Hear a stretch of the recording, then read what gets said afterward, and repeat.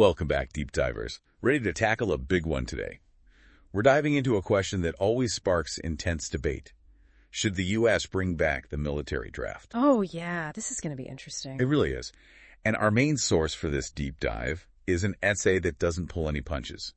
It's called No More Hired Guns: Why a Citizen Army is America's Moral, Civic, and Economic Imperative by Lev Neymotin, Ph.D. Right off the bat, the title itself signals where he stands. Strong words. Absolutely.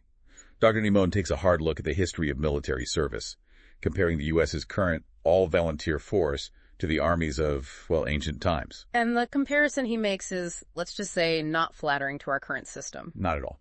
He basically calls our volunteer soldiers hired guns in uniform. Yeah, and that right there is the core of his moral argument. So let's break that down for our listeners. Why is he using such loaded language? What's the ethical issue with paying citizens to fight, especially in wars overseas? Well, Neymotin seems to believe it comes down to motivation.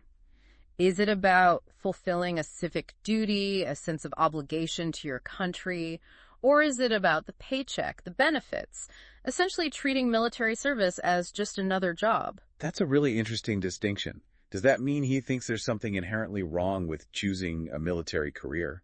Not necessarily. But he is pushing us to think about the implications.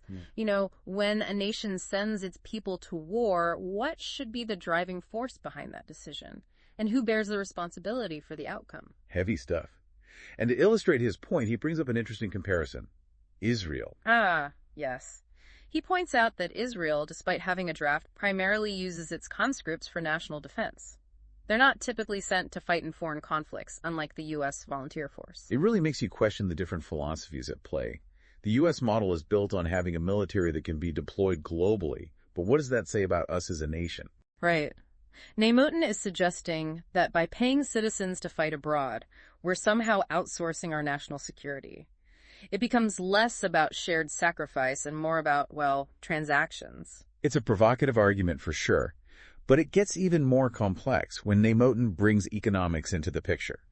He actually lays out some hard numbers to support his case for a draft. This is where things get really interesting, right? Because he's not just appealing to our sense of morality, he's talking about potential cost savings. So what kind of figures are we talking about?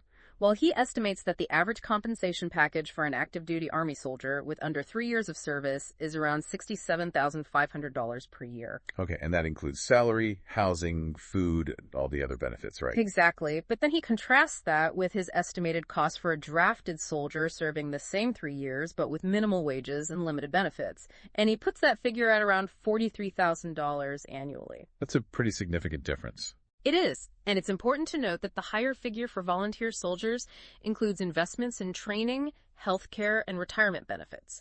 So, under a draft system, those would need to be looked at carefully. But for the sake of argument, let's stick with those numbers. Neymotin then scales this up, suggesting that if a third of the active duty force were replaced with draftees each year, that's about 150,000 people, the government could save upwards of $3.6 billion annually. Billion with a B. And Neymotin is quick to point out where that money could be redirected. Infrastructure, education, social services. He's painting a picture of how those savings could benefit society as a whole. He even jokingly suggests that we should ask the Treasury Secretary what they think about that idea. Now, even with those potential savings, Neymotin acknowledges that money isn't the only benefit of military service. He dives into what he calls the intangible benefits, which he argues are significant, regardless of whether someone volunteers or is drafted. This is where his argument gets even more layered, because he's saying that these benefits go far beyond a paycheck. So what are some of these intangible benefits? Well, he outlines 10 categories, but let's highlight a few key ones. First off, discipline and responsibility. He talks about how military service instills time management skills, personal accountability, and a sense of consequence for your actions. I could see that, especially in an environment where mistakes can have serious repercussions. Absolutely. Then there's teamwork and leadership. From day one, soldiers are working in close-knit units, relying on each other, and the opportunities for leadership, even at an early stage, can develop crucial management skills. It's almost like a crash course in teamwork and leadership. That's a good way to put it. He also talks about emotional maturity, the idea that exposure to high-stress situations can accelerate personal growth. You're forced to be independent, to make tough decisions under pressure. It's not just about personal growth, though. Neymotin also brings up technical and vocational skills. Right. He argues that the training you receive in fields like mechanics, IT, healthcare, logistics, those are all valuable skills that translate directly to civilian jobs. So even if you don't make a career out of the military, you're gaining practical skills you can use later in life. Exactly. And then there's the cultural and global awareness aspect. Overseas deployments expose you to different cultures, different ways of life. It can broaden your perspective, make you more tolerant, more understanding of the world. And let's not forget the obvious: physical fitness and health. Of course. Military service demands a high level of physical activity, which can lead to lifelong habits of exercise and overall better health. But it goes deeper than that, right? Neymotin also talks about identity, pride, and purpose. He does. And he suggests that serving in the military can instill a strong sense of belonging, a sense of purpose that comes from being part of something larger than yourself, contributing to something bigger. And that sense of belonging often extends beyond the time you spend in uniform. He talks about lifelong camaraderie, the bonds formed through shared experiences. Those connections can lead to lifelong friendships, support networks, even future job opportunities. It's like a built-in community, a network of people who understand what you've been through. Now, Neymotin also brings it back to that idea of civic duty. He talks about civic engagement as a benefit, arguing that veterans often have a deeper understanding of their responsibilities as citizens, and studies show they tend to be more active in voting and community leadership. He's tying it back to that concept of a citizen army, where military service is seen as a vital part of civic life, not just a separate career path. And finally, he talks about structured opportunity, especially for young people from disadvantaged backgrounds. The military can provide stability, a clear path forward, a merit-based system that can help people overcome challenges. It's a way out of poverty, out of instability for some. So we've got this whole list of benefits, tangible and intangible. But Neymotin's point is that right now these benefits are mostly limited to those who volunteer. And that brings us to the key question he's raising.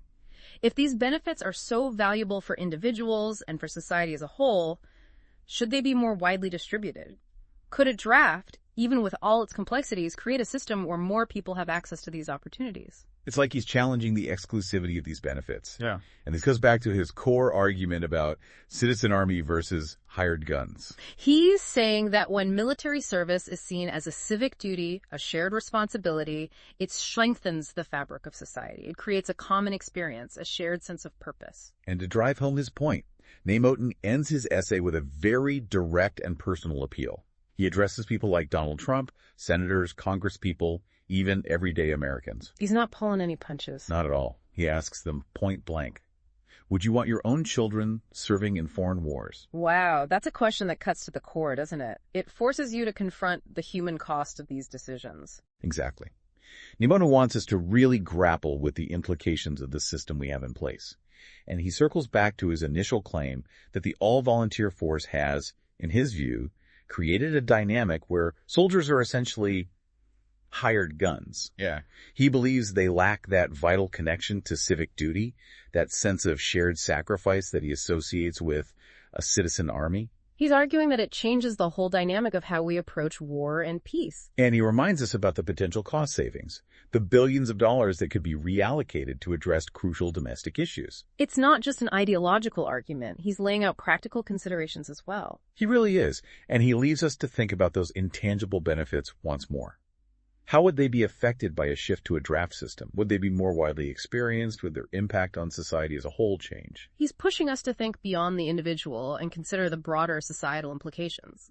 And ultimately, he leaves us with that powerful, emotionally charged question. Do you want others' children fighting foreign wars? It's a question designed to make us reflect, to really examine our own beliefs about military service and national responsibility. It's a heavy question, no doubt, Yeah. but it's a necessary one. So as we wrap up this deep dive into Lev Neymotin's essay, we're left with a lot to ponder. What does it mean for a nation to send its citizens to war? Who should bear the burden of that responsibility? And how do our choices about military service shape not only the lives of those who serve, but the very fabric of our society? These are questions that deserve careful consideration, thoughtful debate, and ultimately a commitment to finding answers that reflect our deepest values.